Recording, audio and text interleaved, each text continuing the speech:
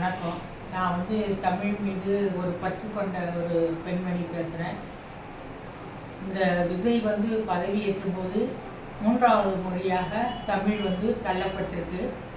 அது மனசுக்கு ரொம்ப வேதனையாக இருக்குது. இப்படியெல்லாம் கூட நடக்குமா? போன ஆட்சியிலலாம் எப்படி பண்ணாங்க? அதெல்லாம் தெரியாதா? இதெல்லாம் முதல்ல அவங்க ஒத்திகைக்கு சொல்லியிருப்பாங்க. அந்த பட்டம் ஏற்கிறதுக்கு முன்னாடியே. அப்போ ஏன் அதை தடுக்கலை? எப்படியாச்சும் நாங்கள் முதலமைச்சர் ஆகிடும், அதுதான். ஆனால் பெற்ற தாயை விட்டுட்டு பக்கத்து வீட்டில் தாயை கூப்பிட்டு ஒரு விழாவில் முன்னிலைப்படுத்துவது போல் இது இருக்குது. இப்போ வீடே கிழக்க பிரவேசம் பண்ணாங்கன்னா அப்போ ஐயர் ஓமெல்லாம் வளர்ப்பாங்க. அப்போ என்ன சொல்லுவாங்க? அப்பா அம்மாவை கூப்பிட்டுன்னு தான் சொல்லுவாங்க. நீங்கள் போய் அடுத்த வீட்டில் இருக்க கூப்பிடுங்க, 3வது வீட்டில் இருக்கவங்கன்னு சொல்ல மாட்டாங்க.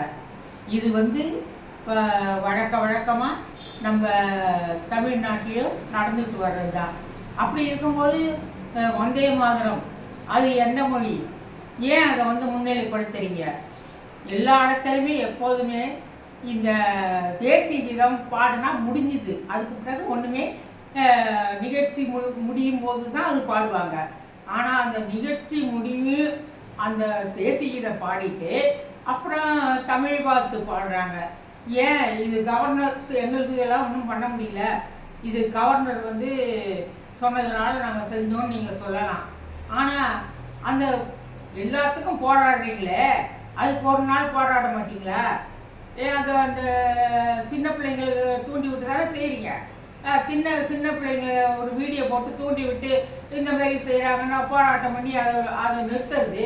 அந்த அளவுக்குலாம் உங்களுக்கு ஒரு மனசில் தைரியம் கிடையாது. எப்பயோ எத்தனையோ இந்த எம்எல்ஏலாம் 10ஆவது இருக்காங்க, அதுக்கு கூட்டி சேர்த்து எப்படியோ முதலமைச்சர் ஆயிடணுன்ற ஒரே ஒரு எண்ணம் மட்டும்தான். மற்றபடி எதுவுமே ஒரு ஸ்டாண்டர்டாக இப்படி தான் செய்யணும் அப்படின்னு ஒரு வரைமுறையும் கிடையாது. ஆனால் இது சட்டம் 2 மாதத்துக்கு முந்தி ஏற்றினாங்க அப்படின்னு சொல்கிறாங்க. அது எல்லாருக்கும் தெரியப்படுத்தினாங்களா? டெல்லியில் சட்டம் ஏற்றிட்டா அப்புறம் எல்லாருக்கும் எல்லா மக்களுக்கும் சொல்லணும், அதுவும் சொல்கிறது இல்லை. அப்படி இருக்கும்போது இப்போ இதை எப்படி நீங்கள் அனுமதிச்சிங்க? தமிழில் சொல்லுவாங்க, புகழெனில் உயிரம் கொடுக்குவன், பழியெனில் உலகோர் பெரினும் கொள்ளேன். பழின்னு சொன்னால் உலகம் பூராவும் கொடுத்தாலும் ஏற்றுக்க முடியாது. புகழ்னா உயிரம் கொடுப்பேன்னு தமிழில் சொல்லியிருக்கு. தமிழில் இல்லாதது எது இருக்குது? என்ன இருக்குது இந்த உலகத்திலேயே? கல் தோன்றி மண் தோன்றி காலத்தே முன் தோன்றிய மூத்த தமிழ். அது தமிழ் எந்த வருஷம் எப்போ வந்ததுன்னெலாம் தெரியாது. ஆனாலும் அது ஒரு சரித்திர முக்கியத்துவம் வாழ்ந்தது. சேர சோழ பாண்டிய காலத்திலேருந்து அது வளமாக வாழ்ந்த தமிழ். தமிழ்ச்சங்கம் ஏற்படுத்தினாங்க மதுரையில். எந்த நூலுக்காவது ஒரு சங்கம் ஏற்படுத்திய நூல் இல்லை. ஒரு மொழிக்காவது சங்கம் ஏற்படுத்தி அதை வளர்த்துருக்காங்களா? நிறைய புலவர்களை ஆதரித்து அந்த தமிழ்ச்சங்கம்லாம் வளர்ந்தது 4ஆவட்டத்தில். அதெல்லாம் அந்நியர்களுடைய அந்த பிரிட்டிஷ்காரங்க ஆளுகையினால அதெல்லாம் கொஞ்சம் மறைஞ்சி போச்சு. அப்புறமேல அந்த தமிழ்ச்சங்கம்லாம் இல்லை. இப்போ அந்த அரச பரம்பரையும் இல்லை. இப்போ ஆனாலும் எல்லாரும் ஜனநாயக நாடு. இது யார் வேணாலும் முதலமைச்சர் ஆகலாம், என்ன வேணாலும் ஆகலாம். ஆனால் அதுக்குன்னு சில தகுதிகள் இருக்குது இல்லை? இந்த தகுதிகளோடு வரணும் இல்லை? ஃபஸ்ட்டு இந்த அறுபது காலத்தை என்ன பண்ணுவாங்கன்னா, பொழுதுபோக்காக இந்த நடிகர்களை கூப்பிட்டு ட்ராமா போட சொல்லுவாங்க, கூத்தாட சொல்லுவாங்க. அது ராமாயணம் மகாபாரதம் அப்படின்னு அவங்க கூத்தாடுவாங்க. அதில் ஒரு இது நியாயம் இருக்கும், நீதி இருக்கும். அப்படி தான் அது நடந்துட்டு வந்தது. அப்புறம் சங்கரதாஸ் சுவாமி காலத்தில் நாடகமாக போட்டாங்க. அதில் பெண்கள்லாம் நடிக்கலை, ஆண்கள் மட்டும்தான் நடித்தாங்க. அப்படி ஒரு இடம் தங்கும்போது அந்த இடத்துல ஒரு மிராஸ்தார், ஒரு நாட்டாமர்னா அந்த வீட்டில் தான் தங்குவாங்க. அவங்க சம்பளம் கொடுப்பாங்க, வாங்கிட்டு போவாங்க.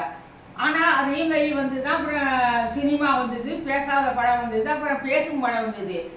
நீங்கள்லாம் நடிக்கிறீங்கன்னா சும்மா நடிக்கிறீங்களா? காசு பணம் வாங்கிட்டு தானே நடிக்கிறீங்க.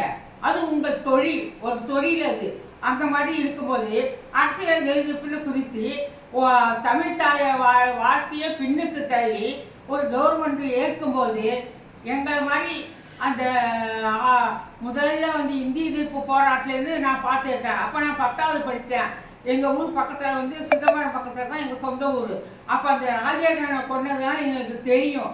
அப்படி உயிரை கொண்டு காப்பாற்றின அந்த தமிழை நீங்கள் ஆட்சிக்கு வந்த உடனே 3வது இடத்துக்கு பொட்டம் சொல்லிட்டீங்க. இது எப்படி இருக்குன்னா, சொந்த அம்மா விட்டுட்டு வேற ஒருத்தர் அம்மா 3வது வீட்டில் இருக்க அம்மா உட்காந்து அதை மகிமைப்படுத்துகிற மாரி இதுமாரி செய்யாதீங்க. இனிமேல் அரசியல்னா என்னன்னு தெரிஞ்சிங்க, தமிழ்னா முன்னாடி என்னன்னு தெரிஞ்சிங்க, தமிழுக்காக எத்தனை பேர் உயர் கொடுத்துருக்காங்கன்னு தெரிஞ்சுக்கிங்க, நாம் தமிழர்களாக பிறந்ததுக்கு எவ்வளோ பாக்கியம் பண்ணியிருக்கணும்னு தெரிஞ்சிங்க. திருக்குறள் ஒரு மொழி உலக மொழியாக ஏற்றுக்கொள்ளப்பட்டிருக்கிறது. எந்த மொழியாவது உலக மொழியாக ஏற்றுக்கொள்ளப்பட்டிருக்கிறதா? திருக்குறள் மட்டும்தான் ஏற்றுக்கொண்டிருக்க. 1.5 அடியில் எல்லா கற்றையும் சொன்னார் திருவள்ளுவர். ஔவையார் தமிழை வளர்த்தாயே, காக்கைப்பாடினியார் தமிழை வளர்த்தாயே. தமிழ் படித்தாங்கன்னா அவங்களுக்கு நாலேஜ் வந்து சூப்பராக வளரும். நாலேஜ் வந்து எது நல்லது எது கெட்டது என்று உணரும். மானம் எது அவமானம் எதுன்னு உணரும். அந்த மாதிரி வாழ்கிறவர்கள் தான் தமிழர்கள். நாலாவட்டத்தில் எல்லாம் குறைஞ்சி போய் இப்போ வந்து ஒரு நடிகனுக்கு ஓட்டு போட்டு அரசியல்வாதியாக்க காலத்துக்கு நாம் இருக்கிறோம். இது மிகவும் பரிதாபம். தமிழ்த்தாய் வெறுக்குவாள், நாணுவாள், தலைமொழிவாள். ஆமாம்.